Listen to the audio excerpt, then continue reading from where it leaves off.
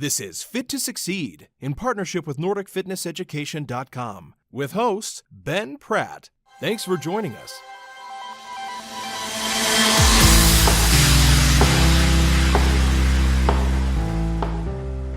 So 43 years old, so I am an aging elite athlete, which comes with its own issues. The mileage that you've done. So you've treated your body maybe not as well as you should have treated it, and so you have to heavily invest in these recovery techniques. And yoga is one of those that I use. So.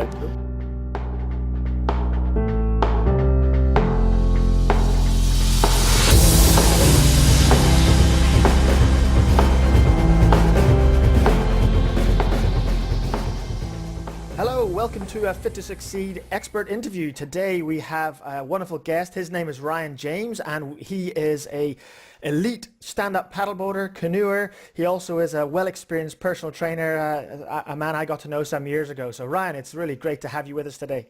Yeah, great to be right here and share some knowledge, hopefully. Yeah, it's going to be fantastic. I always enjoy talking to people who have really pushed themselves in elite sport and draw on the insights that they've learned through the experiences of elite sport. Now, you've had the opportunity not only to succeed in one sport, but several different sports. You started in swimming, you moved into triathlon, then you went to sprint cycling, and now you seem to have found your love in the water.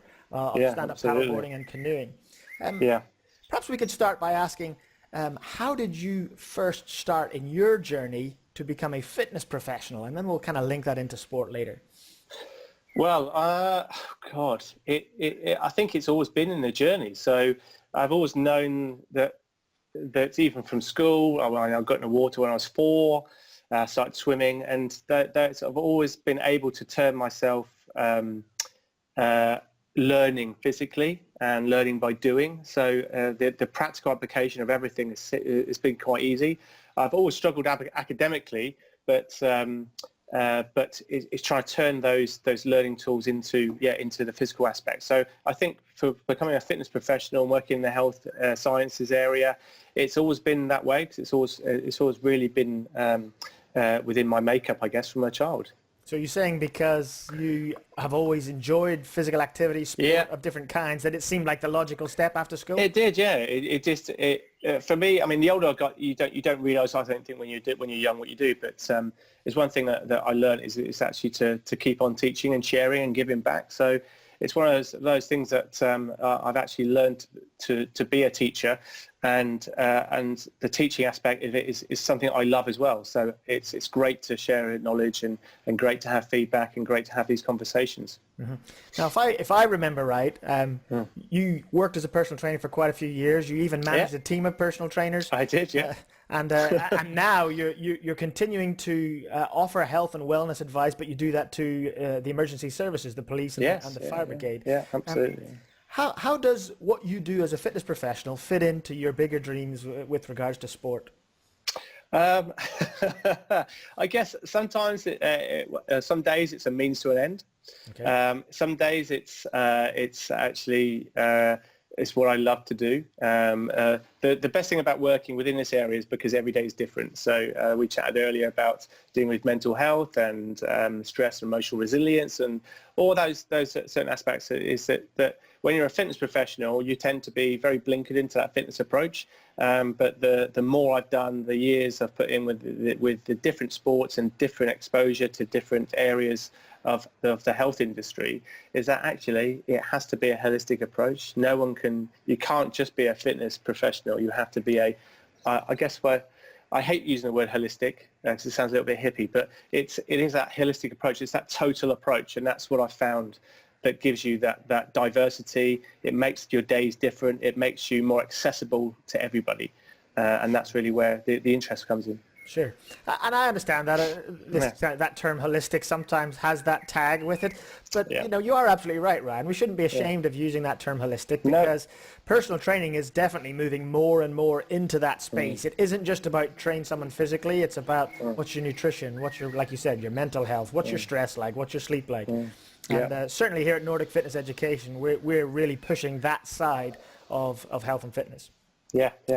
So what is it? Let's turn to the sport for a bit. What is it that attracted you specifically to stand-up paddleboarding and I suppose a little later on outrigger canoeing? Yeah, the story is ruptured my AC joints snowboarding, which I guess you could say is another water sport, albeit frozen. But then literally through rehab, and obviously you were around at the time when we were working together. That someone bought me a book on a big wave surfer called Laird Hamilton. Bought a stand-up paddleboard off the back of reading that book, and the rest is history, really. So. Yeah, I mean, I've always been, growing up around in Poole, my parents always took me around the water. We never had enough money to go away on on the far-fetched holidays.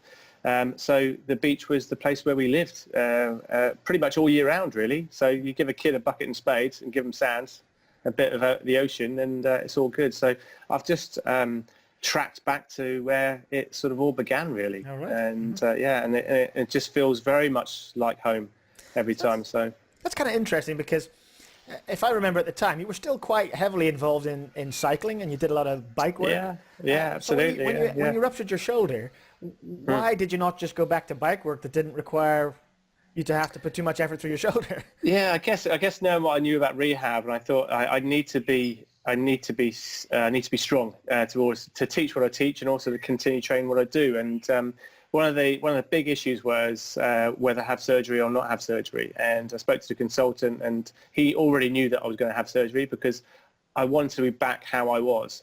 And touch wood, it's all good. I can lift overhead, and with that specific injury, sometimes you struggle to lift overhead. So what I wanted to do with the stand-up paddling was actually I was in a flux of non-competition, and there was a gaping hole in my life with competition. So snowboarding didn't fit it, kite surfing didn't fit it, and then I turned up at one stand-up paddleboarding race, and that was it. I found my home.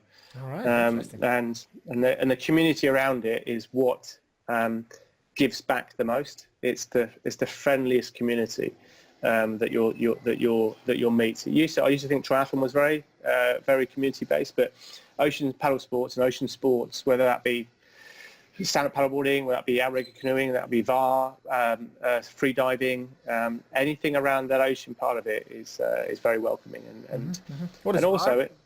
VAR is a rudderless canoe, so it's exactly the same as an outrigger, but it has no rudder, so it's a traditional Tahitian one, so you have to do all the strokes with steering in mind. So it's very frustrating. Sounds like it. All right, cool. Now, obviously, to be a track cyclist or to be a triathlete, and then to switch to canoeing and paddling, which is all, it's not that the legs aren't involved. I've watched some of your training videos you've done, and clearly legs are definitely involved, but it's quite a significant shift as to which parts of your body you're really pushing. What would you say are the greatest fitness-oriented challenges of your chosen water sports? Well, if you go to any consultant, any doctor, if you've ever been injured and you say you're an outrigger canoer or you're a paddler, the actual position you're in and the stroke, the movement pattern that you follow is not great in terms of you think you'd be at high risk of injury all the time. Mm-hmm. So that aspect of it is trying to stave away of maintaining the correct technique over and over again. So over 10 kilometers is about 3,500 strokes, which are the same strokes. Wow. So it's almost like running on concrete, especially if you're paddling flat water. So not with the impact side of it, but it's just the same movement pattern over and over and again. So the overuse potential is massive. And also it's a very lat dominant sport. So latissimus dorsi, having to work so hard. So you've got a massive postural and internal rotation issue going on, and you're in a seated position if you're an outrigger canoe. So it literally lends itself to all the things you don't want to do, really. But when sort of like the weather forces combine, there's no better place to be. The solitude you get from it about being in. Yeah, I mean, outrigger canoeing, the downwinding we do here and abroad is, we think nothing of going out in 30 foot waves, wind swell. So it's you can't hide from anything out there. You are with the environment or not with the environment. It can go very wrong very quick, but that is all part of it. So it's that learning aspect. I think it's the experiences that you value more as you get older rather than the possessions that you have. So although I need a lot of possessions for the kit that I need, but it's about experiencing, all those things. That's kind of interesting because almost in the same paragraph there, you've identified that when you want to get away from it all and you're looking to stress relieve and getting out on the water is wonderful, but then you've also talked about when the weather is inclemental and it's against you. Yes. You can potentially be in a high risk, high adrenaline situation. So there's some real extremes there. It is. There is. Yeah, I think you still get the solitude, but you get the massive flood of adrenaline. And actually, the group that I train with and paddle with here will be maybe 4 or 5 k's out from the coast. And the outrigger canoes are, if it breaks, you've got to self-rescue yourself. So you have to swim back to shore. So you've got to be able to do that, and that's one of the. That's why you do some swim training. I do some swim training, yes, just in case, just enough to make sure I can actually get back to shore. But sure. That's the whole part of it. It's about dare I say it's about being an ocean athlete. That's what's drawn me to this aspect of it. So it's like we talked about holistic and with the approach that you have with clients. It's a holistic approach to the water. So you usually find that triathletes are triathletes. They may have come from cycling or swimming or running, but they are triathletes. You'll find track cyclists are track cyclists. Whereas within ocean paddle sports and ocean sports, you tend to have one. So like the guys we train with will prone paddleboard, which is a lay down or kneeling and using your hands, stand up, outrigger, VAR, swim, free dive, spearfish. So it's about having all of those skills. And a lot of these, and a lot of the ethoses and sort of role models that we'll look at are people that are called watermen rather than athletes. So it's about it's about knowing the weather, knowing the tides, knowing what the water's doing. So every time you go out, you're learning. And if you're in a gym environment, it's a lot harder.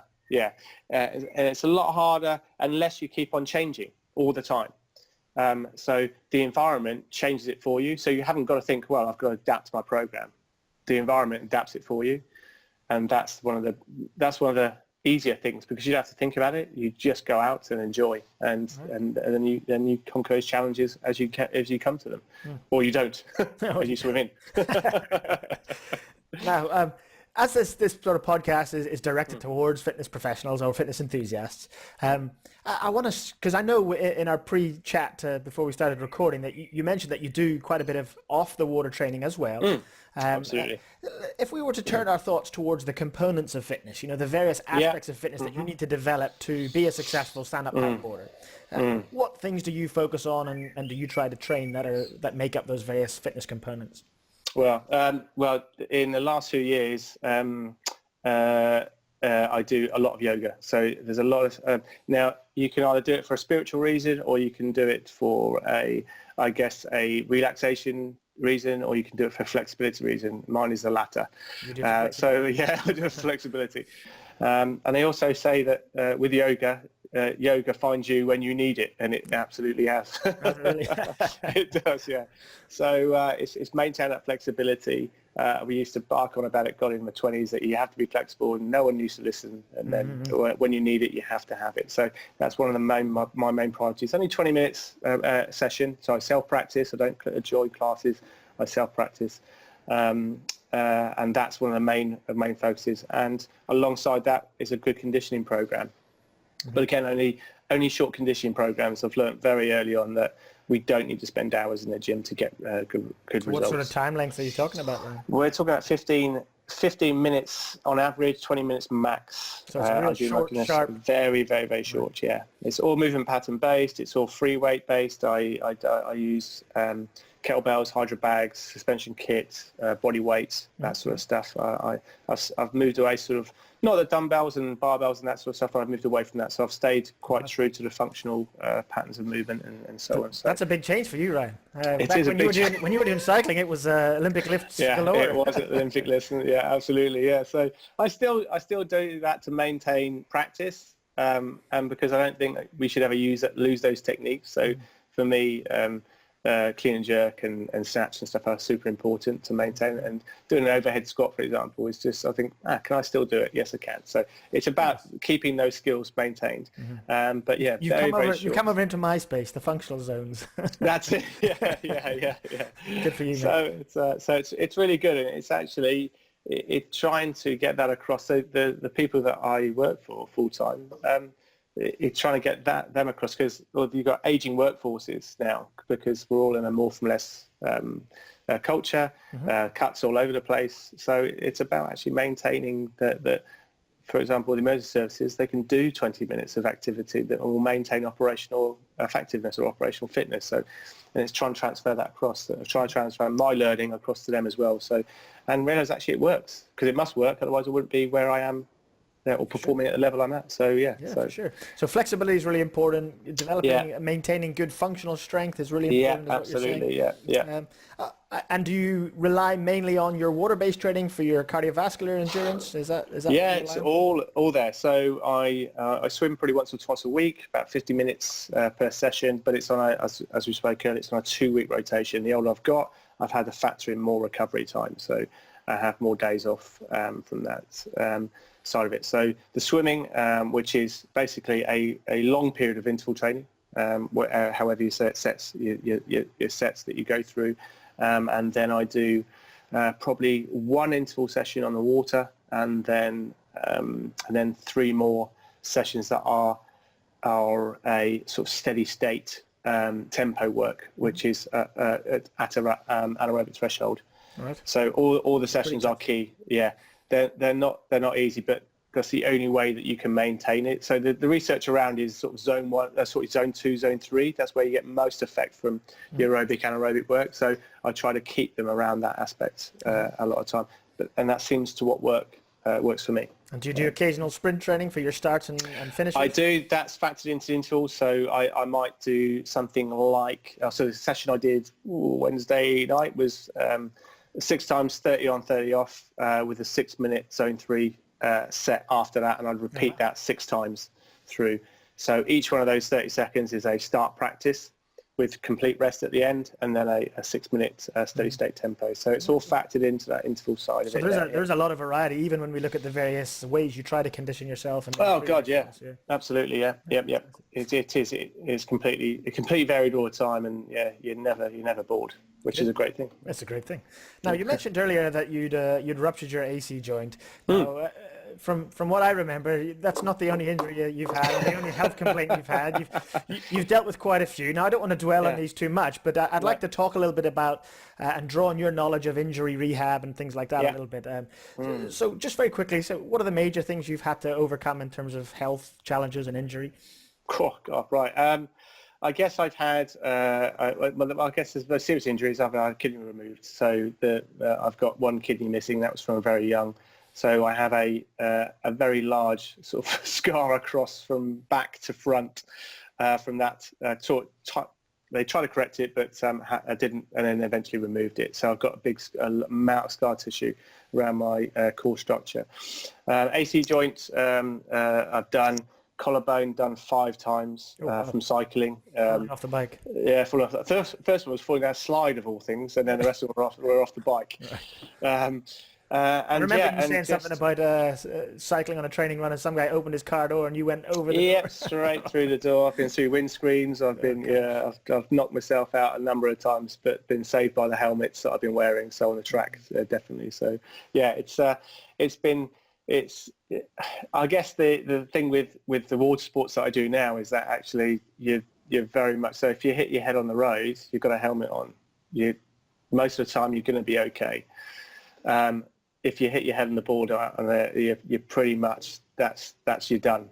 Oh, really? Because if you knock yourself out, you're going to drown. So and that's the thing, because even if you have, the only thing that would potentially save you if you had a life jacket on, but it's so encompassing that you couldn't do the sport with it. So you just have to be very careful, and touch wood, it's all good. So you've never had a major injury since you've been doing water sports? No, not at all. Touch wood. Not that I want to jinx you. You tend to fall away from the boards. You tend to fall out of the canoes. And I think you're probably your biggest risk of ocean paddle sports is exposure. rather than injury. So, but yeah, it's just maintaining a lot of rotation through the spine all the time. That's why I find it gets glued up, because you're in this anti-posture. What do you mean by that? Well, it just goes against everything you know. So you're very closed down, internally rotated. Rather than being stood tall, and yes, chest, and open. So you're actually very, very forward. Although it is starting to change, so it's about trying to learn how to maintain good posture, and that good posture throughout the paddling. That's where most people close down over an event.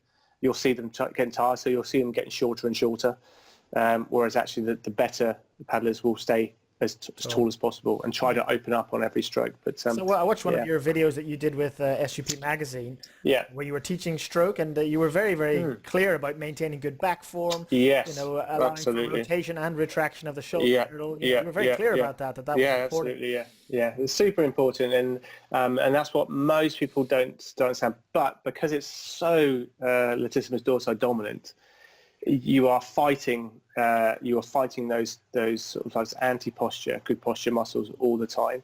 So that's why the flexibility is so important to bring you back to where you need to be, and specifically around thoracic rotation, it's super important, because otherwise you end up.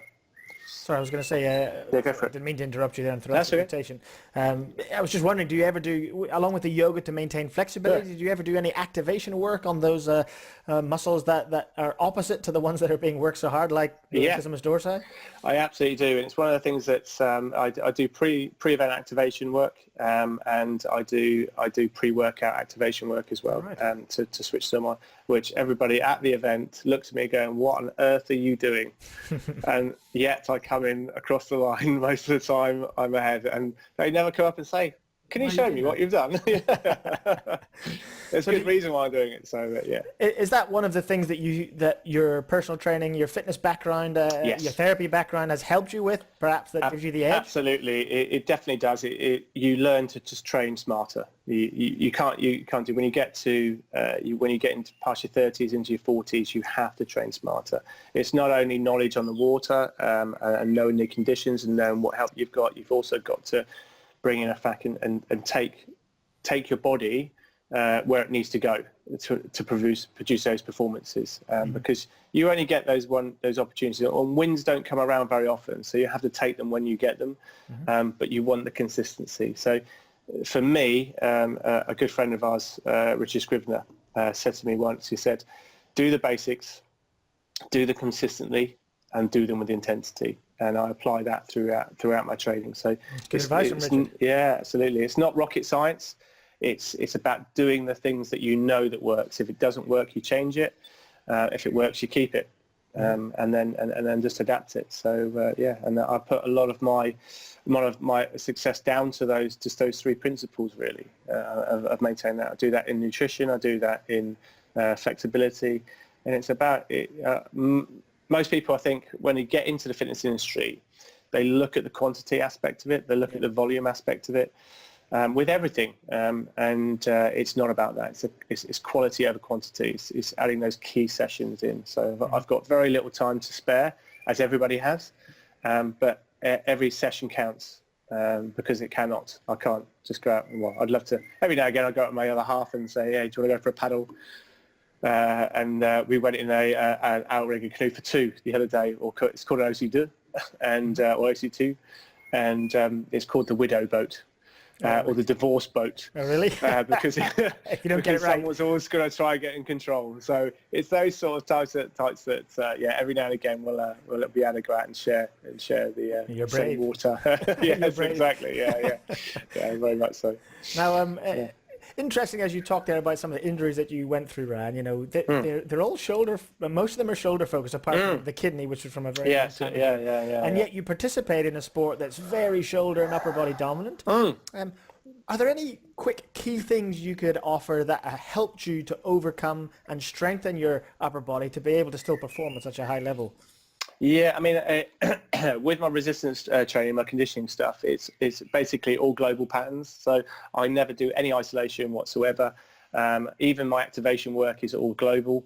So do you want to just define that? So what I take is you're not doing biceps, triceps, delt separately. Everything you're doing is large gross movement. It's big gross movements, and they all are differentiating speeds as well. So I try to factor in how fast I'm going to be paddling, and what type of event it is. So this weekend I've got an event down in North Devon at Woolacombe, and it's a downwind event. So I know that I'll be chasing waves. I'll be chasing bump. So it's going to be very anaerobic. So the conditioning program fits that. Right. So I might be going through kettlebell snatches, kettlebell swings, but it's very high speed stuff to lead into that changing cadence. If it's a distance race and I'm going to be slowing it down, then again the conditioning session will lend itself to that aspect to it as well. And obviously that's a great aspect of thinking about your training and making it sport specific. I tend to define in fitness, people when they think they're doing sport specific training, the only thing they think about is how they move and can they mimic the sport movement. They're not thinking about things like range of motion, speed of motion, length of time you would have to apply those repetitions.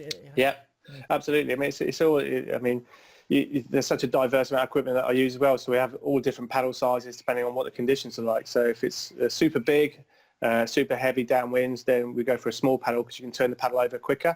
So therefore you're more engaging the engine. Whereas if it's slower, you want a little bit more strength work in there. So you go for a slightly bigger paddle as well. So it's slightly different. You take a spare as well. Sometimes a lot of guys will start off with a big blade and then go to a smaller blade halfway through the event. So there's all those things to pick into and take into, and that's how you apply it directly into your training. So even when you're thinking about training, then the actual load or the weight that you might select would vary, because I know I'm going to have to be doing more strength work with a long paddle, so I'll use or vice versa. Absolutely, yeah.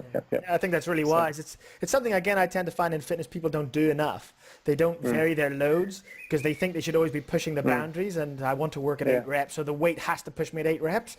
Whereas, today when I had a workout, I felt that it's the end of the week, I'm pretty tired. I actually reduced a lot of my loads. I wasn't lifting so heavy, but I did things quicker and shorter time, and it was still a tough session.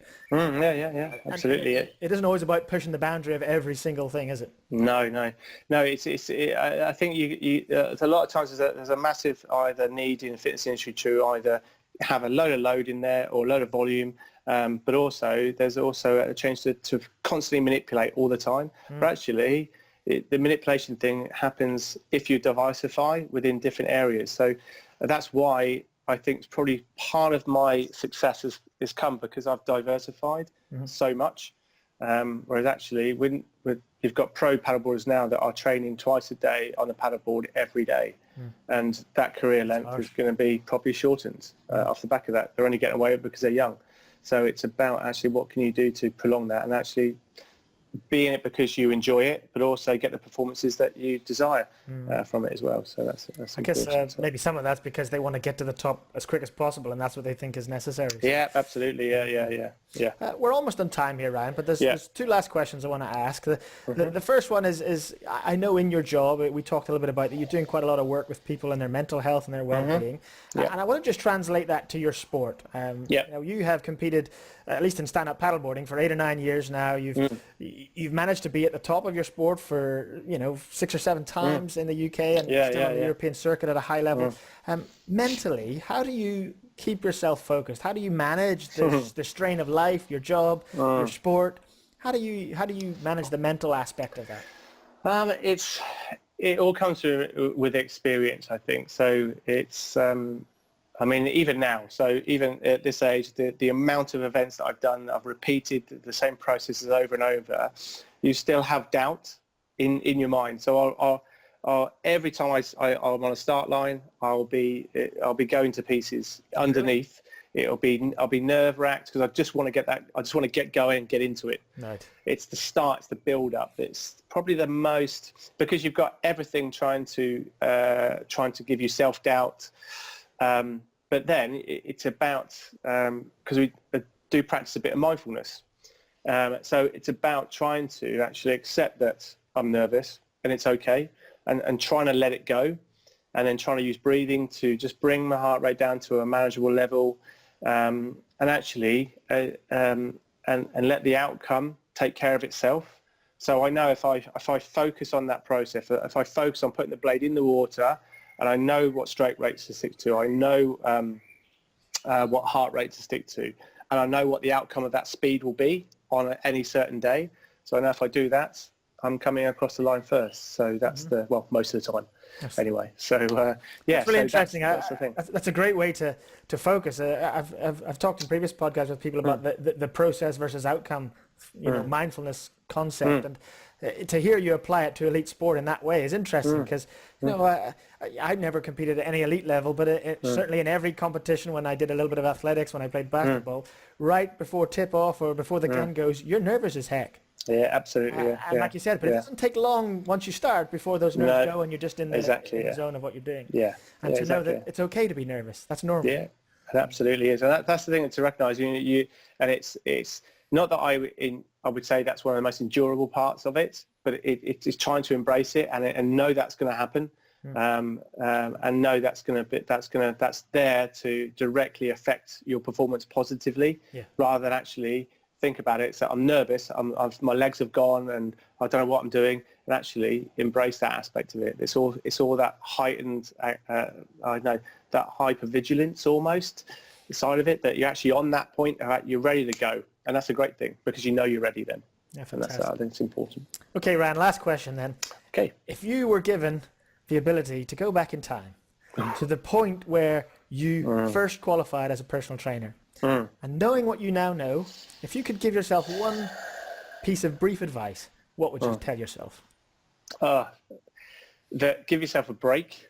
You don't have to know everything within the first 6 months of qualifying, but also I was lucky enough to be surrounded by amazing people in my career, and that's one of the most important things. That if I could do that prior or after I've qualified. So it took me before I was part of a training provider. I was probably personal training for 6 years. I had that surrounding of support network and the knowledge base, so I could learn off other people. It would have accelerated probably where I am now, more so. So yeah, it's being a sponge, absorbing everything you can, questioning, not being cynical, but questioning, and surround yourself with good people. Definitely, that's what I would tell my old self. I think that's really good advice, and for all of our listeners who are listening to that, you know, once you're qualified and you're out there in the industry, absolutely, you need to try and gain what you can from good friends and people surrounding you, and know that you're at the start of a journey, not the end. So. Absolutely, so totally right. Yeah, and just and don't be afraid to give back. I know that we're all under financial constraints, but it's about sharing knowledge as much as possible. So you can be rich financially, but also you can be rich in knowledge, you can be rich in skills, and you can pass those skills on to other people actually to benefit others. And I think that's a good ethos to live by. Excellent. I totally agree. Hey, Ryan, it's been such a great opportunity to speak with you today and to draw on some of your knowledge and skills that you've gained through elite sport and through your career. So thanks for your time. Pleasure. Anytime. If you enjoyed this podcast, please subscribe and share via social media. You can also rate the show on iTunes, Stitcher, or YouTube. If you'd like to know more about us, then check out our range of online courses at www.nordicfitnesseducation.com.